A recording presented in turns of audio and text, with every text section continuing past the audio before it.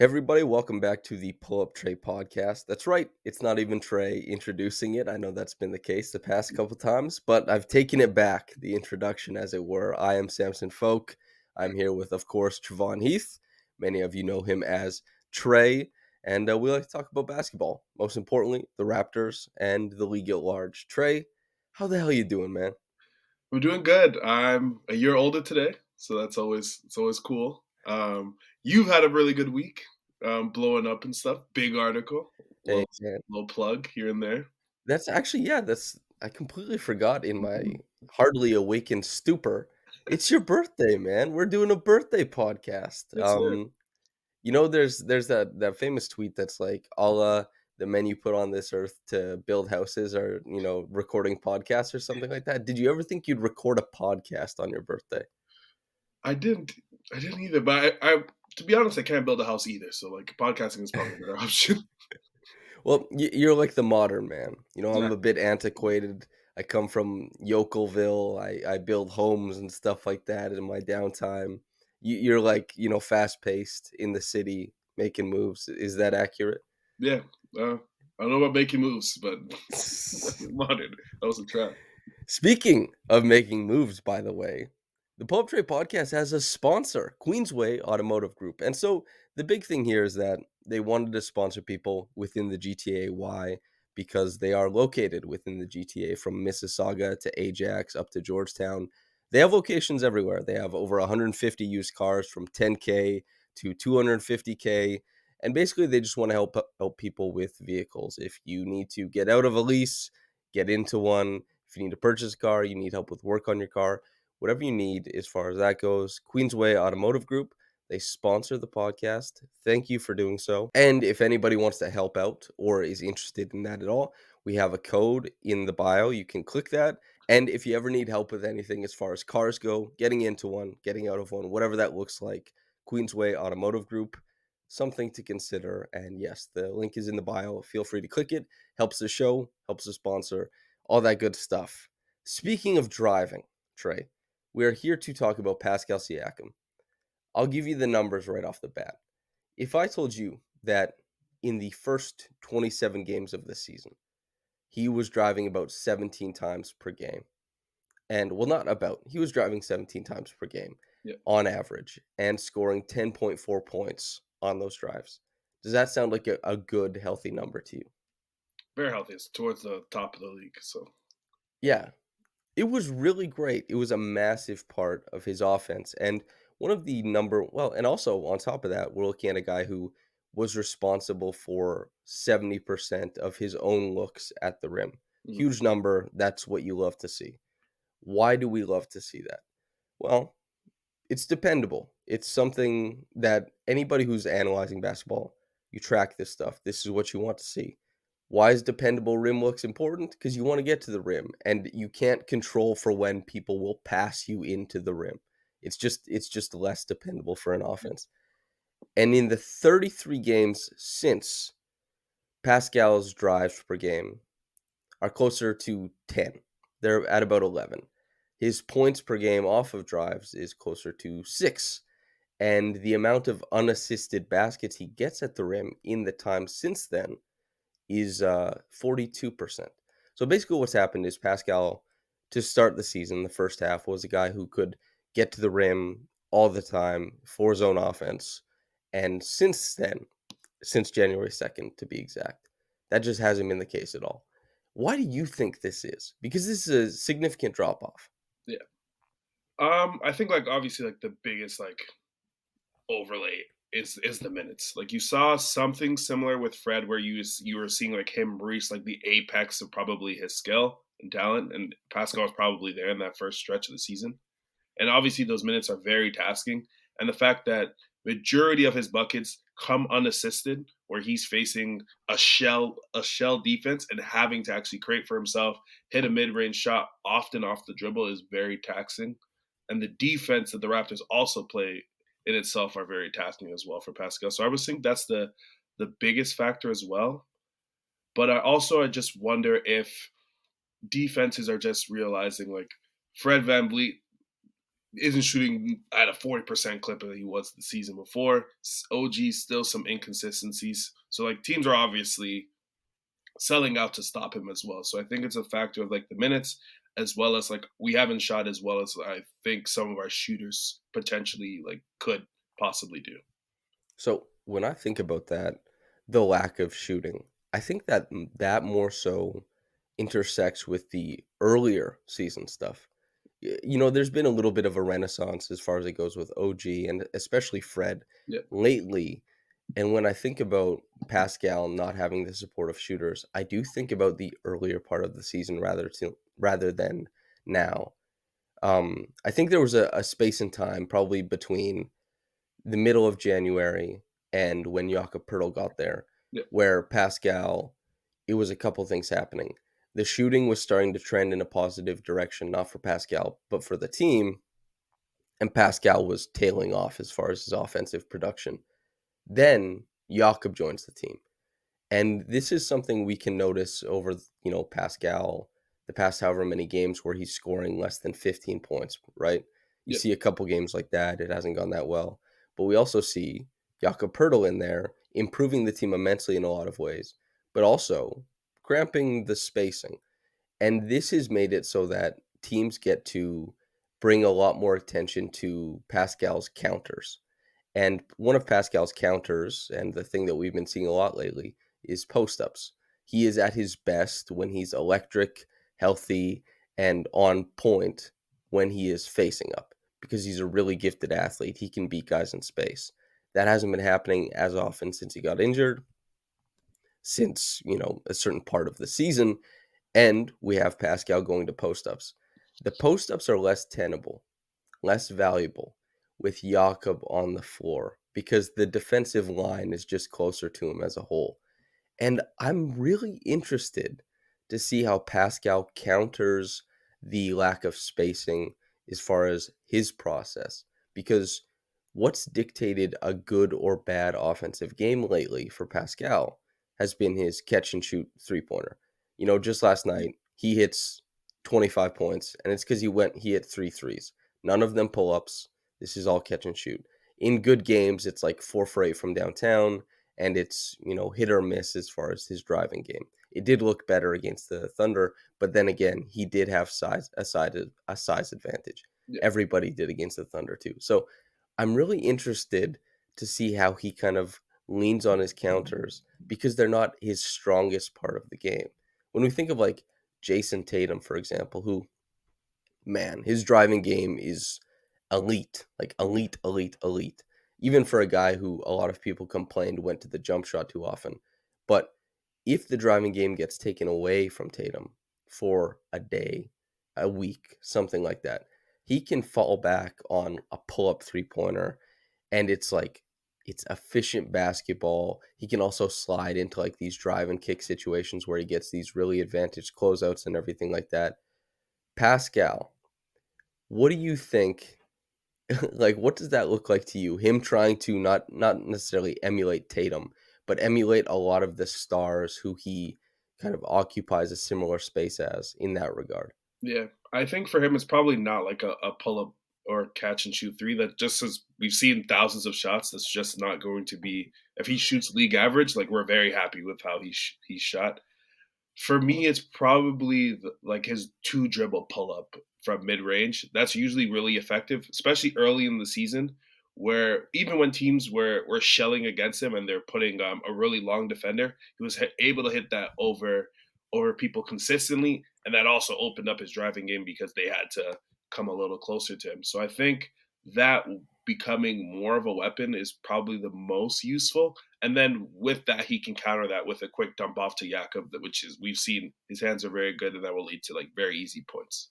That's a great point. I think that there's a lot of value for Pascal to mine as far as using Jakob because Pascal, same as anybody else on the Raptors, hasn't had like a dependable big to throw the ball into who Yeah, will finish plays all the time. Like whether it's Kem Birch or Precious Achua or Aaron Baines, even Marcus Saul, these aren't guys who Like, Mark, as great as he was for the Raptors, he's a legend. He won a championship there. He was at, like, you have the term elder statesman under you right now. That's what he was. Yeah, He was never really a big offensive guy with the Raptors, as good as he was. And even Serge, by the time Pascal had ball handling possessions, was not really that type of guy either.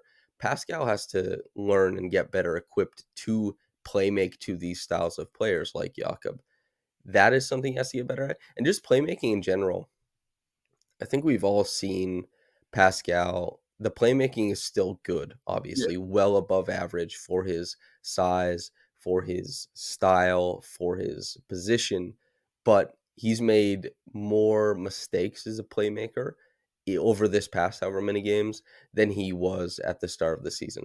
And some of that is like some of the reads aren't as easy because he's not getting as hard doubled, Yeah. or he's not getting doubled from the bottom, he's getting doubled from the top, and that means longer passes which can be jumped and all this kind of stuff, and there's more stunting. But I think that as far as the playmaking goes, that has to be there. And as far as the pull up in mid range, and as far as just making those in general, in the long mid range over the past 33 games, 41%, which is not elite, Mhm. but is really good. So at least he's finding a counter there.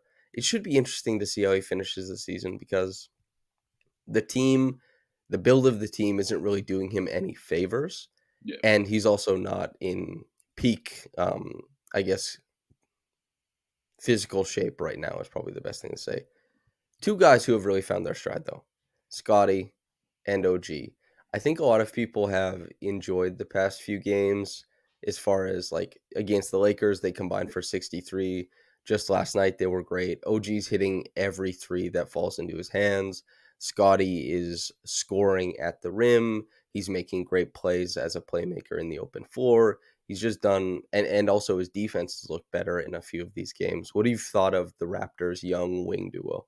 It's been great. I think for Scotty, his role has probably become more simplified, especially after the break and with Jakob.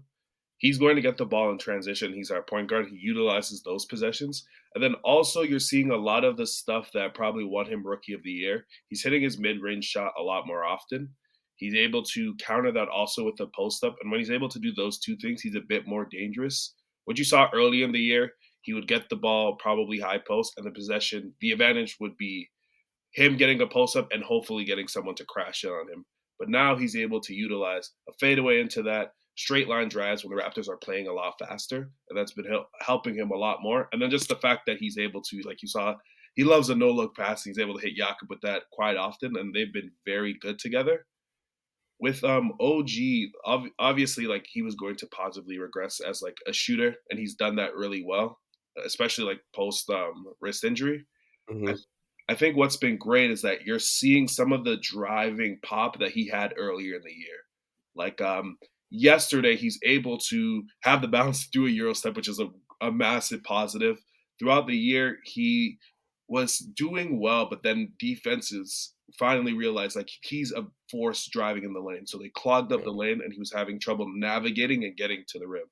But as you're seeing now, Jakob is finishing at a level where you can't just pull off of him on straight line drives, and OG's been able to utilize that to finish against contact and utilize his strength and have some of that same success they had early in the year. Back to Scotty. There's this thing, right? Aesthetics kind of dominate Yeah, how we talk about basketball, and for good reason. It's we watch it. It's a visual medium. Um, People like how Scotty's finishes at the rim look relative to Pascal's, for example. You know what I'm talking about? Like, yeah. there's a strength I think that people appreciate. There's a level of flow Um, for sure. yeah, I like to hear what you think about the difference between those two, and which you prefer, if you think it's a big deal, all that kind of stuff. I think the major difference, like Pascal, definitely finishes with finesse. You see, it's a counter move leading into a finger roll that lightly goes into the rim. Whereas Scotty, he's usually running 20 miles an hour. He's finishing at the lane, or he's using his strength to finish over. I probably prefer the Pascal way just because the amount of like skill that it takes to often do a tween, turn into a spin, finish away from the defense and score. Mhm. And he's consistently doing that with five guys looking at him. Whereas Scotty's, especially in transition, probably is more fun just simply because when he gets the ball, you don't know if he's going to throw a lob, he's going to finish in the lane, or is he going to dunk over somebody. But considering like I play basketball and looking into the skill, it's more of the similar finishing like you would see with like a DeRozan, where it's very crafty and it takes a lot of work to actually get there. So I would say Pascal. When I think about it, it's because the touch doesn't seem to be affected. Like both have, I think, objectively really great touch. Yeah, I talked about this with Sam Vecini when he was on the podcast, and he was talking about how Scotty maybe that touch had come back down to earth because when we had talked, it was December, and Scotty was having a down year as a scorer. I think yeah, relative to most people's expectations at that point in time. It's come around in a big way. His playmaking was still good back then for what it's worth. But Scotty being a guy who kind of has all of that power but doesn't sacrifice touch, I think is a super big deal. And so kind of a fun thing is that Scotty shoots 66% at the rim. Pascal shoots 72%. That's a big difference and an important one. But speaking of that power game and kind of the drawback of Pascal is some of the foul baiting that hasn't gone well in that short mid range. And the fact that he's put up a lot of tough shots that have been affected by contact is he's shooting 41% from there on the season. This is a guy who's typically shot north of 47% over the past couple seasons. That's a big difference in his shot chart. Scotty's a guy who's hitting 50% still. That's an interesting aspect is that Pascal obviously is so much more wiggly around there, yeah, and part of that benefit is that being wiggly and being kind of that type of guy means you'll probably get to the free throw line more often because you're getting guys off balance. But Scotty is just like incorrigible, you know? He can't be moved off of his spot. He's able to get to the point in the air that he wants to get to against guys who yeah, are bigger, against guys who are smaller. And there's that ability to negate the defensive matchup against himself with pickup points, with strength, and never sacrificing that touch. So I think that it's really cool that the Raptors have two of the most, you know, it isn't ideal in the sense of like how the NBA is played today, where it's like, the ideal shot chart yeah, at the rim, three pointers, like pull up shooting, talent, all that kind of stuff. You and I both wanted Donovan Mitchell to be traded to the Raptors, right? We both know why that is. Pull up shooting from yeah, downtown, the major motivator. But having two of the highest volume forwards in the NBA as far as short mid range goes, it does make you appreciate that style of the game. And it does give fans and analysts kind of an insight to that pocket of the game that you wouldn't get otherwise. It's such a weird place to get a lot of points from, yeah. but both Scotty and Pascal do it, and they do it in different ways. So it interests me to like no end. OG's defense when he first came back, it was uncharacteristically bad. And by bad, I mean relative to his own expectations. He's still a plus defender, but this is a guy who wants to compete for Defensive Player of the Year, wants to be all defense. Blake wrote a really great piece about why, OG is so valuable as a versatile defender, as an all NBA defense candidate. You don't have to have read that piece. I'm telling the listeners they can. But what do you think? Not Blake, that loser. What does Trevon think? What does Trey think? Wow. In terms of like his defense, I think like kind of what we saw is like obviously him coming back from injury, and you saw that he wasn't really utilizing his hand. And the big part of OG is that he's able to use his strength and manipulate where the defender's actually going. And Yeah. having a defender like Jakob, where you can now funnel people to, is like super dependable. And I think he's figured that out along the way as his like wrist has healed. You haven't seen him like grimace after possessions like you were before. So I think a lot of that he was playing handicapped in a situation where he wasn't able to utilize his like greatest advantage as a defender. What's so this was talked about. This was reported by Josh Lewinberg, right? Earlier in the season that people in the organization were unhappy with OG's willingness to play through injuries. We talked about this a little bit at the time, Yeah, but now that we've stepped away from it, OG is no longer mired in a bunch of trade talks, and he's also playing through injuries once again because it does seem over the years OG's missed games, obviously, but it seems like he objectively has played through injuries. He played through a broken finger for a month. He is very, or was very clearly playing through a wrist thing. We saw it on the court, as you said, defensively. We saw it that he didn't want to shoot 3-pointers. Like, Yeah. this is a guy who's taking a bunch of volume now in these games, who really didn't want to do anything with the ball, seemingly because of an injury. What do you think about OG's standing in the team now that headed into summer, the trade stuff is died down. He's playing like the best basketball. Eric Koreen had a tweet about it. Went something like, prior or during the early part of the season, OG's perfect, keep him forever. Middle part of the season, trade him. We need to, trade him, replace him with Precious. Yeah. That was a popular conversation, one that we had, right? Hmm. And now OG's perfect again. Where do you stand on the OG discussion? I My position hasn't really changed. Like if he wants to stay, I would love to continue having him on the team. Be simply because like he's somewhat irreplaceable on a team. If not for Pascal, I'd probably say he would this him and probably Jakob and Pascal, then OG, just simply because at the point of attack, there's no one that can on the team that can do exactly what he does. And then when he's shooting well, when him and Fred are shooting like to their career levels, it provides a level of shooting where you can get driving lanes that now you're seeing recently, like with Scottie, Pascal, even Jakob getting dump offs, things like that, where it opens up the team a lot more.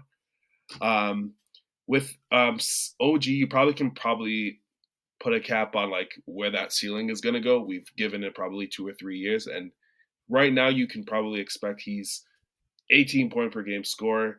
He can finish at the lane. He can provide some tertiary scoring and shoot the ball at a above average level. And I think that's really good at the current state that he is in his career. If the Raptors want to get to where they're going and they gave up their pick next year to get to a certain point, they have to keep him in order to fight for a top 4 seed next year. There's been this wisdom that OG is the guy who is the soft reset Yeah, really quickly. And I don't blame people for thinking that, because he's talked about as extremely valuable. He isn't, he is both gettable and extremely valuable. yeah, I think is kind of the, why did people talk about Kevin Durant in the summer? You know, why did people talk about Kevin Durant and the Raptors in the summer? Not necessarily because KD came out and said, I want to go to the Raptors, but because the Raptors were one of 3 or 4 teams who could conceivably put together a package to get him. Like, the the ramifications of how we discuss players is all about who can get them and what for. And Pascal was a guy who was seen as too valuable for a lot of teams, a bit too rich, right? yeah, And Fred was seen as not as rich as people want relative to impact. So none of those are exciting. OG was the guy who it was like other teams want to trade a lot for him, and he's not the best player on the team. So, i.e., we can discuss it openly. He's not Scottie. He's not Pascal. Who knows? And as somebody who has firmly been like, no, you keep OG, has been my stance. yeah. It's nice to see him playing this well again. And I'm in the same boat as you that if OG wants to stay in Toronto, I think it's imperative that the Raptors keep him, because he's just really undervalued as a player. Yeah. One question I probably have is you saw with someone who's like he's been kind of compared to for most of his career, like Mikal Bridges. He sort of had similar shot distribution, obviously not similar rim pressure that they provide, and he was able to break out in a very big way on a big team. Do you think that's influential for a player like OG? And also, do you think he's capable of doing a similar, having similar impact on a new team, say like a lower level team like the Pacers, for example, he's been linked to? So you talked about, I'm adjacent. I don't necessarily watch the NFL. I used to watch Yeah, in like from 2011 to 2014. I watched a lot of the Eagles. I really liked Shady McCoy, Deshaun Jackson, and Michael Vick. Like that Eagles team, I thought was super exciting. But you guys talk about the NFL, and so I learned about the franchise tag yeah, and how the top paid players at a position kind of all impact each other and their standing in the league. OG, of course, seeing Mikal Bridges score the hell out of the basketball on a new team, presumably, is thinking about money that that guy's going to get, is thinking about guys who he plays a premier position in the NBA where it's not only about defense, but it's about shot creation and initiating possessions. And that's something that not only has been reported, but I will say, like, that's true. OG wants that. And it doesn't necessarily mean there's a trade request, but players can want different things than an organization. The tough thing is that Mikal Bridges doesn't have a lot of the same gifts that OG has as far as kind of bulldozing his way to the rim and being such an innately gifted finisher at the rim. OG isn't what people think of when they think innately gifted at the rim. When you're that strong and that long and you dunk that high a percentage of the time, OG gets to the rim a decent amount of time. He puts the ball down and he finishes basically everything there. Mikal Bridges, though, has far more finesse as a ball handler, and his pull up jumper is in really good shape. This is something that he's been working on relative to OG, is that Mikal was like a little things king on offense where he would come off of pin downs with really great footwork. He would find his, he would be very finesse like working that. He'd catch, drag the pivot, put the ball down, put a guy in jail, get into a pull up shot. And that's just Mikal couldn't turn the corner, put the ball down, take two strides, and like finish hard at the rim like OG could. But he certainly could pull up way better. And pulling up and a little bit of a handle, that stuff is what we consider scalable, right? Like you can Yeah, take those skills and turn it into more possessions. Mikal is turning that into more possessions and good ones. Like pull up shooting it's making everything work as far as how he's scoring at the NBA level now. And OG just doesn't have that part of his game. He probably, you see a guy you're compared to go to a new team, yeah, get lots of possessions, score the hell out of the basketball, get a lot of love. It has to affect him, I'm certain, it would affect anybody, but is that what OG needs? For himself, he'd probably say yes. yeah. Raptors, another team, he probably doesn't care where. That's what he wants. As far as realistically, I think he's in a great position with the Raptors, especially we see lately the Raptors are more egalitarian as far as their offensive process, and there's been more possessions for OG lately to create anyway.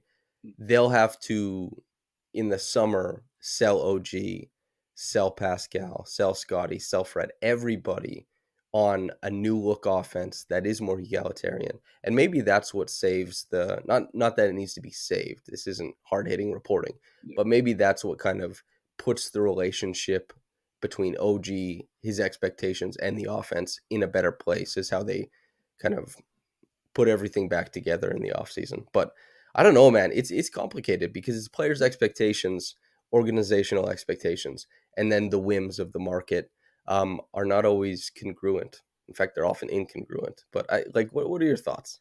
I think he's in a similar position as Jeremy Grant was in Denver, Hmm. where like he's clearly in like his most maximized position, but obviously the role that he has doesn't lead to the probably the salary that he wants to achieve down the line. Jeremy Grant went to Detroit. He had more creation juice than probably anyone thought. Mm-hmm. And now that he was traded to Portland, he replicated some of those things, and he's going to make more money next year than if he ever stayed in Denver. So I think they're probably in the same situation. What the Raptors have to do is kind of show that they can win a title. And I think that Denver team at the time didn't look like they were going to like win a title in the future. So it's harder to sacrifice the opportunity to make more money. That's a great point. Yeah, that's actually, and especially because Jeremy was playing better. He was playing more meaningful Yeah. basketball Yeah. with Denver as well. He even so much so like tertiary players swing playoff series all the time, especially in the newer age of the NBA where there's a lot more parity, Yeah. and it's the eighth player on a roster is now insanely skilled relative to however long ago, right? Like Yeah. trying the level of basketball, the level of skill is just in a way different place. Guys from especially 1 through 4 on a roster, Yeah, of course, the best player is going to help swing series, but like two, three, four of these guys swing series all the time. Jamal Murray hasn't even ever been an all star, but he completely flipped a couple series on their heads, Yeah. a couple years ago. Jeremy Grant was really great for the Nuggets and left, saying he wanted to play for a black coach, a black organization, which was a big motivator for him, and also because he wanted to try his hand at creation. OG, I don't know what's going to happen. He's not in the same position that Jeremy was because Yeah. Jeremy was a free agent. OG isn't as of yet, and we'll see, man. But that's a good comparison because yeah, as far as like the creation, Jeremy hadn't shown really anything, Yeah.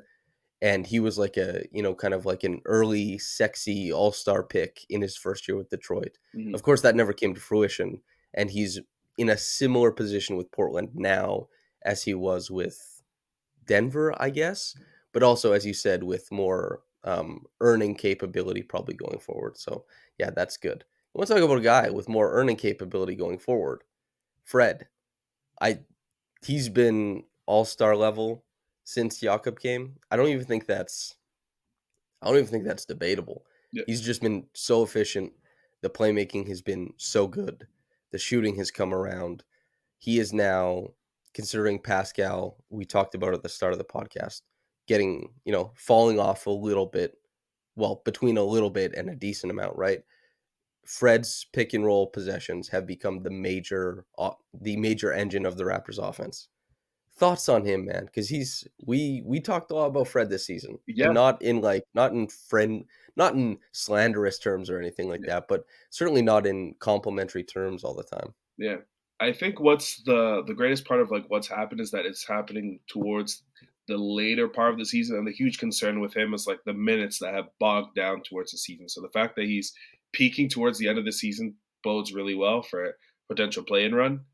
But, now that he's become more empowered as a passer because he has such a large target, he's more Mhm. useful as a player simply because prior he was more dependent on whether his shot was falling down. And now that he has a good outlet that can finish at the rim, provide some vertical spacing for him is a really good thing. And then also the defense at the point of attack is a lot better. I think what the game where things really turned around, like probably for the fans and what we saw, is that the Wizards actively tried to put Bradley Beal on Fred VanVleet, and he stonewalled him every time. And that's what won the Raptors the actual game. Is that the Wizards' offense bogged down because they couldn't get possessions, and they created tons of turnovers and turned the game into their favor. So I think with him becoming a bit of a better defender there, it obviously helps the scheme a lot more, and you can be a bit more conservative.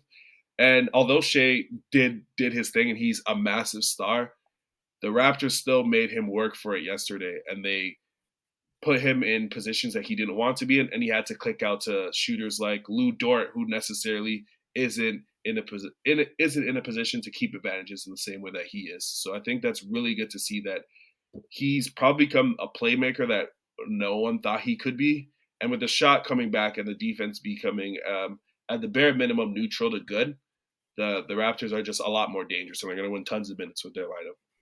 There's a relationship here that's been symbiotic and in a very complimentary way. Um, Fred and Yak, not only in the pick and roll, like you alluded to him being a big target, and Yak being able to finish plays that other we talked about this, with Pascal is like Yeah, there just haven't been rollers and finishers at the big man position for these guys on the roster in a long ass time, like not since Jonas Valanciunas, yeah, who was awesome, but he didn't even, as far as playing with Pascal and Fred as creators, man, 3 games, maybe something like that. Um, that's super important, not only for Fred but also for Jakob, who's relative to any other part of his career is kind of scoring the hell out of the basketball yeah, with the Raptors and doing it on hyper efficiency. It's been good for everybody. And defensively, you talked about the more conservative scheme. A more conservative scheme can protect some guys and kind of illuminate why their gambles are so bad in an aggressive scheme. Like gambling in an aggressive scheme Yeah. can take it from, you know, a daring scheme to overboard. Gambling in a conservative scheme with a player who's really clever off ball and really clever as far as rotation and timing digs like Fred, Yeah. it can become quite complimentary. His steals have gone up quite a lot lately. His shooting, like he's shooting 38% from three on almost 10 attempts over the last 11 games. He's averaging 2.5 steals over the last 11 games. It's just like Jakob came in and really helps solidify Fred's role and really makes it way more important that the Raptors have that lead guard Yeah. because lead guards and good bigs are like a match made in heaven. And the Raptors, as we well know, have been neglecting this particular partnership for some time. So seeing both of these guys play as well as they have, it rocks, dude. Somebody who has been negatively affected, maybe that's too harsh. I think this is mostly more squarely on Precious's shoulders. I think that he had an avenue to minutes. Yeah. I think that he's had opportunities. And for the first time since he turned the corner, I think that Precious's lack of playing time is just completely on him. There's been times in the past where I've thought that he's not getting a fair shake, really. Yeah. He's just been really bad. He did not play coach's decision last night. What are your thoughts on Precious? Because we both really enjoy the Precious experience. Yeah, I yesterday it was pretty sad. I think it was the right decision, which sucks to say. Like with Precious, Nick Nurse kind of illuminated that yesterday that being the five probably doesn't make the most sense. Is a reason why Koloko was brought up, and playing him at the four, utilizing him as a wing defender is like the best use of his skill, which I agree with. But some of the residual effects of having a 7 foot center means that everyone around him needs to operate more as a perimeter player and find other unique ways to actual score. Precious hasn't had that second half of the year bump. It kind of looks like that shooting was more of a hot streak than future success. So his driving lanes and his ability to kill defenders on closeouts isn't there naturally as it was previously, pre-Yak, and that's affected his playing time a lot. And then also just from the defensive end, you haven't seen that same sort of excellence that you probably saw early in the year, where you thought this guy could win probably a defensive player of the year one day. People have talked about it. OG talked about it recently. As odd as it is recently, like Precious is able to have that impactful game after a string of just terrible ones. And OG is like, oh yeah, he could win Defensive Player of the Year one year. And it's true. Yeah, Precious is one of the most gifted athletes in the NBA. We've talked about this before. Well, I've talked about this on the podcast way too much. yeah, People have made fun of my precious optimism. Sometimes it looks really smart, like I've noticed things. Sometimes it looks maybe not so smart, like now where he can't find minutes on. It's not necessarily a strong bench that the Raptors have, yeah, but it's not so strong that it's easy to fall out of the rotation. Precious should, given his talents, given what he's good at, and given the Raptors' needs, he should be able to find minutes guaranteed every night. The fact that he can't, for the first time in a long time, is really um, a condemnation of how he's playing right now. yeah, It's disappointing. And what do you like if we're saying that's a hot streak? And the hot streak we're referring to 3.9 attempts per game, 42% from three post All-Star break. It was like 45% on his catch and shoots. This created not only a bunch of points for him as far as a guy who was finishing possessions as a shooter, but created for Precious a really valuable play in the pump and go yeah, because he has such explosive athleticism. This is where we saw him dunk on like six different guys.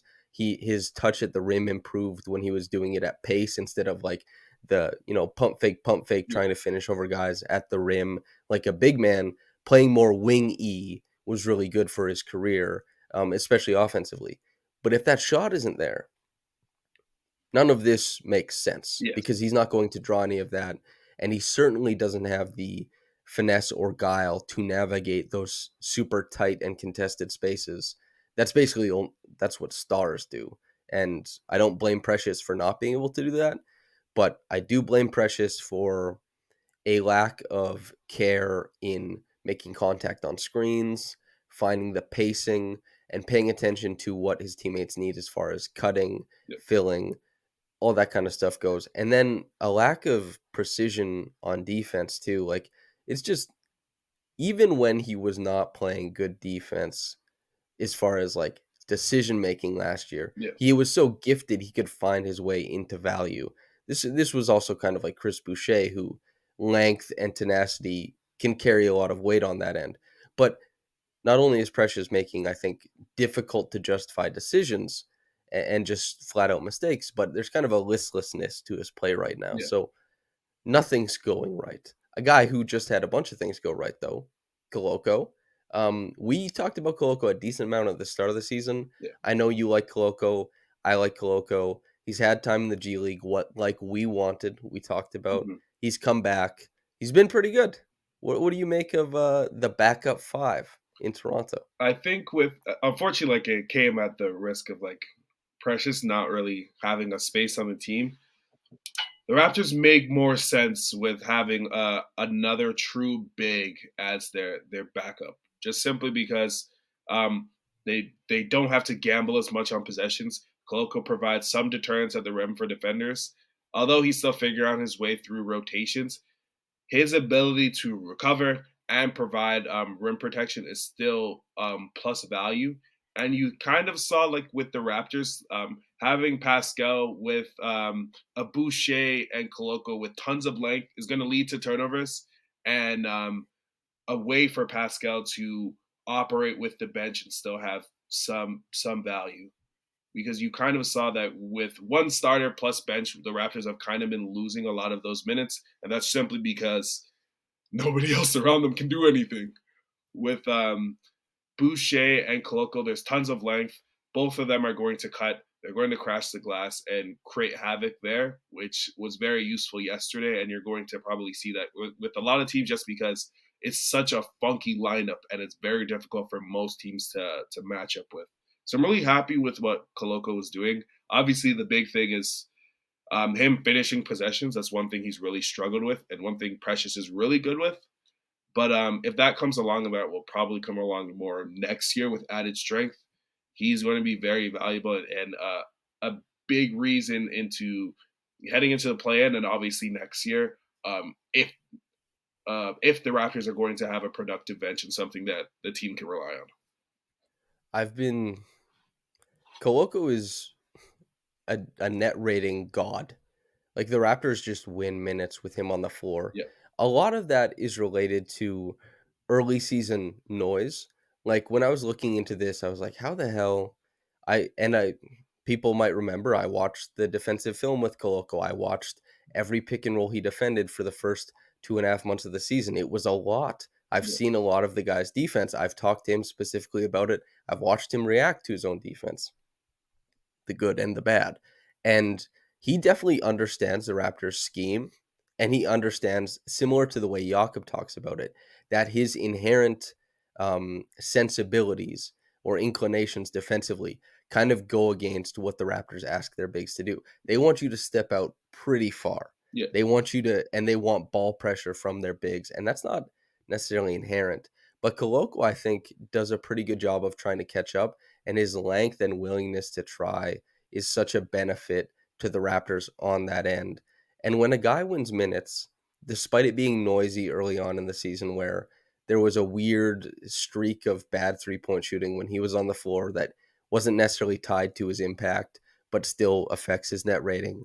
When the Raptors won 2 games by a combined like 75 points, and he played a lot of minutes in those games, that affects net rating. But outside of that, too, there's been some games, yes, where he just looked like he couldn't hang, but there's been already more than a handful games at the NBA level where Koloko has checked in, done his part, yeah, and really benefited the Raptors. And that's not only as like important for the Raptors now and against OKC where they get 10, 12 minutes out of Koloko and it's good, but it's just like it's really cool a second round big just gets to jump in and he's giving you a little bit of pop.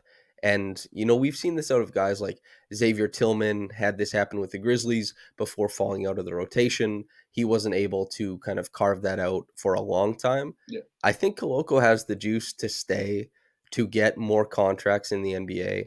And that already makes it a win as far as I'm concerned. I think there's a lot of good stuff happening with Koloko that I think it was a really good pick. And the agreed. Raptors, they've missed on some lately. They've missed on free agent signings. They've missed on MLE stuff.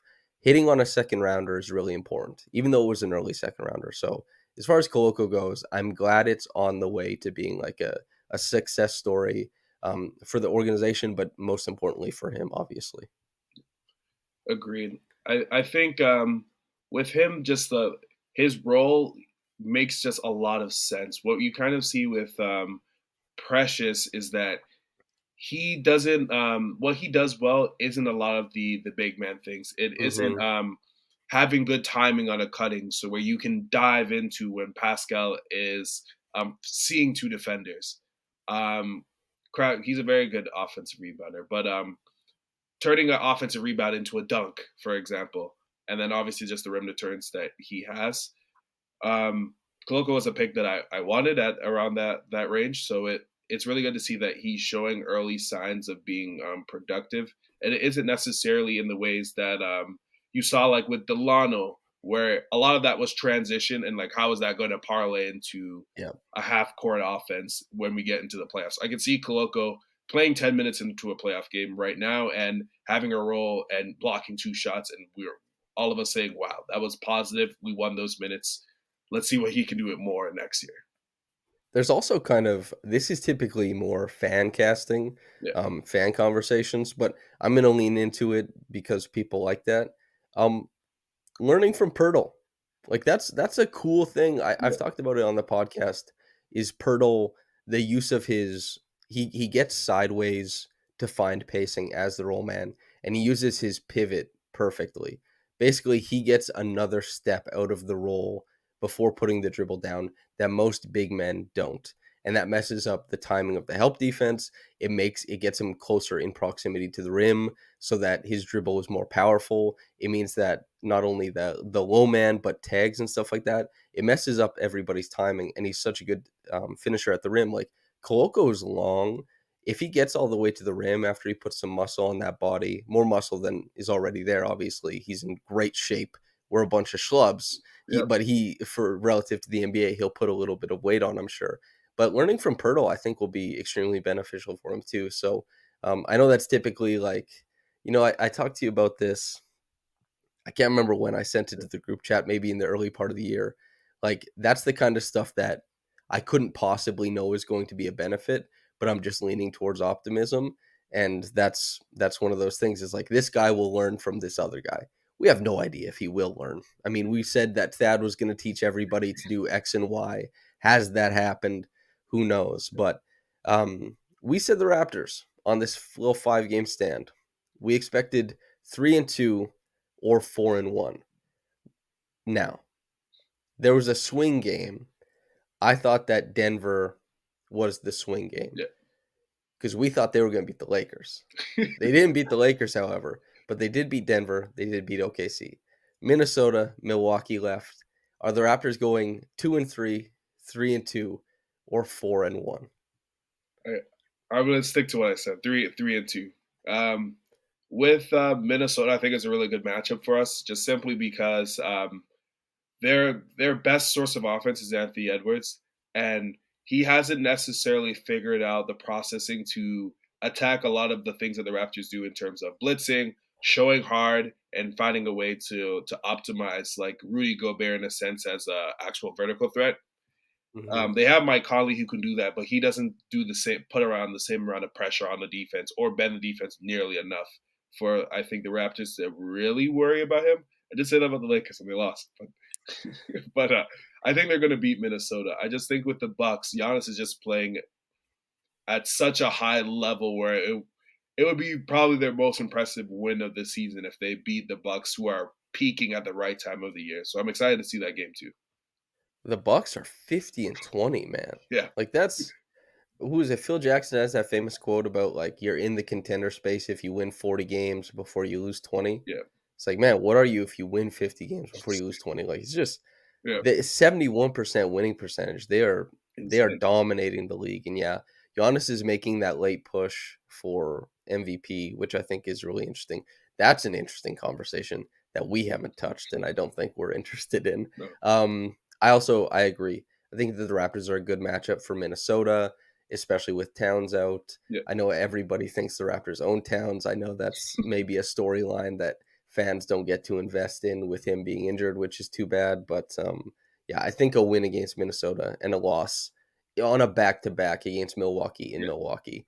Yeah, I think that'll be kind of how it shakes out. Trey, we are shaking out though. That's the end of the podcast. How you feeling, man?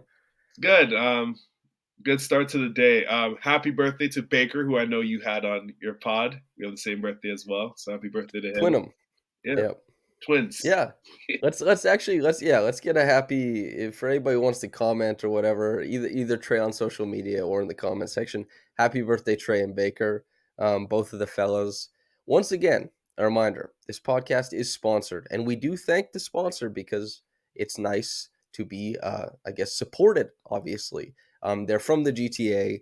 They are very mindful about supporting people who work in sports in the GTA. It's something they're doing. Queensway Automotive Group, there is a link in the bio. You can click it and sort yourself out with all your car needs.